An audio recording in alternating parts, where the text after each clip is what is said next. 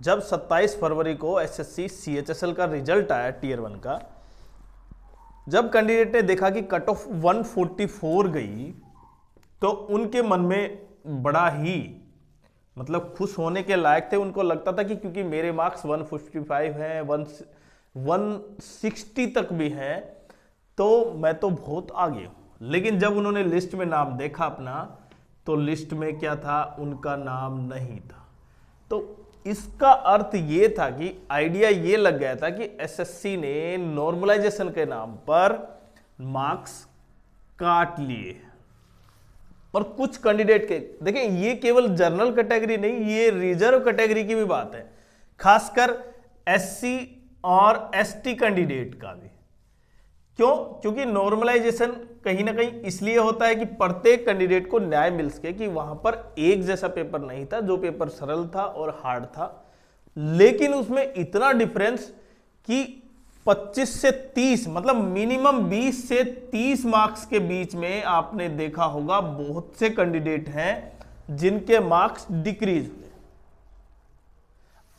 कल एसएससी ने final answer की मतलब स्कोर कार्ड डाल दिया कि उसके बेसिस पर हमने इतने मार्क्स पेपर में दिए, ये क्वेश्चन सही माना, ये गलत माना, और उसके बाद नॉर्मलाइजेशन मार्क्स आपके इतने ऐड हुए।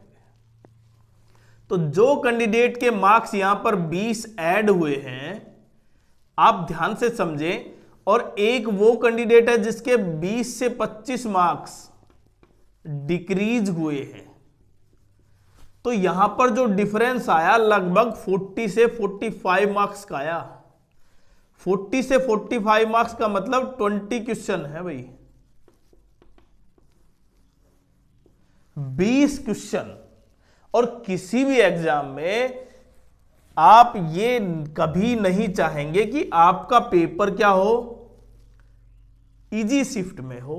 आप तो चाहेंगे पेपर किस में हो, हार्ड शिफ्ट में हो। जो एसएससी ने नॉर्मलाइजेशन का फॉर्मूला बदला है ना, कट ऑफ को नीचे लेके आने के लिए, जो कट ऑफ 153 2024 में थी, 2024 में 157 153 प्लस रिजर्व की और यूआर के साथ साथ, उसका 144 लेके आने के लिए जिस तरह फॉर्मूला यूज किया है, वो बहुत ही मतलब बच्चों के माइंड को बिल्कुल ऑपोजिट कर दिया है। अब उनको ये आइडिया नहीं होगा, चाहे उनके यहां पर जब 30 मार्क्स आप काट रहे हैं, 20 मार्क्स आप डिक्रीज कर रहे हैं, 20 मार्क्स बहुत ज्यादा है। उसकी मेहनत, इसका अर्थ है कि 10 क्वेश्चन उसने जो बहुत अच्छे ढंग से पढ़ाई की थी, ठीक है पेपर का लेवल, लेकिन सबसे पहले गलती यह है कि जो आयोग ने पेपर दिया है उसका डिफरेंस इतना नहीं होना चाहिए, मैक्सिमम 2 से 4 मार्क्स का होना चाहिए भी हार्ड लेवल। लेकिन यहां आपने देखा इसका डिफरेंस बहुत ज्यादा था, और उसकी वजह से यहां पर एससी कैंडिडेट भी जिनके 165 थे वो 125 क्रॉस नहीं कर पाए, जो रा स्कोर था। तो ये बड़ा विकल्प है। अब जो नॉर्मलाइजेशन एसएससी ने कर रही है या किया है इस पेपर में, अब उसके बाद जो पेपर बचे हैं ना, क्या, दिल्ली पुलिस और सीपीओ एग्जाम, जो सेक्शनल था, और दिल्ली पुलिस में शिफ्ट बहुत ज्यादा थी, और जिस तरह से इंपॉर्टेंट ये है कि यहां पर विदहेल्ड कैंडिडेट हैं और सीपीओ के कैंडिडेट हैं, उनके लिए भी कहीं ना कहीं ये अब खतरा मंडाने लग गया है कि एसएससी पता नहीं किस तरह से ये मार्क्स डिक्रीज कर रही है। और उन बच्चों को खासकर ये खतरा है जिनको ये लगता है कि सचमुच में कि मेरा पेपर इजी शिफ्ट में ना आए, क्योंकि इजी शिफ्ट ही सबसे बड़ा दुख है प्रत्येक कैंडिडेट का, क्योंकि तैयारी तो दोनों कैंडिडेट ने की है। यहां पर जो इजी शिफ्ट में बैठा और जो हार्ड शिफ्ट में बैठा, पेपर की तैयारी दोनों कैंडिडेट ने सेम की है, बट केवल उसका पेपर इसलिए है कि वो इजी शिफ्ट में था, उसके मार्क्स डिक्रीज हो गए, और हार्ड शिफ्ट में था इसलिए उसके मार्क्स ऐड हो गए। तो डिफरेंस तो यही आया। अब जो रिजल्ट आएगा सीपीओ का पहले, फिर दिल्ली पुलिस का आएगा, उसमें आपको ये नॉर्मलाइजेशन अब जिस तरह काम करेगा वो सामने दिखाई देगा।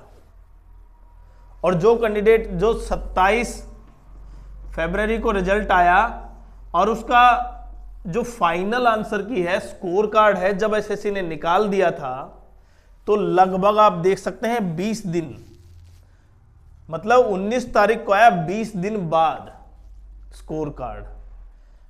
कैंडिडेट को तो तुरंत पता चलना चाहिए कि एसएससी ने ये इसलिए क्यों किया।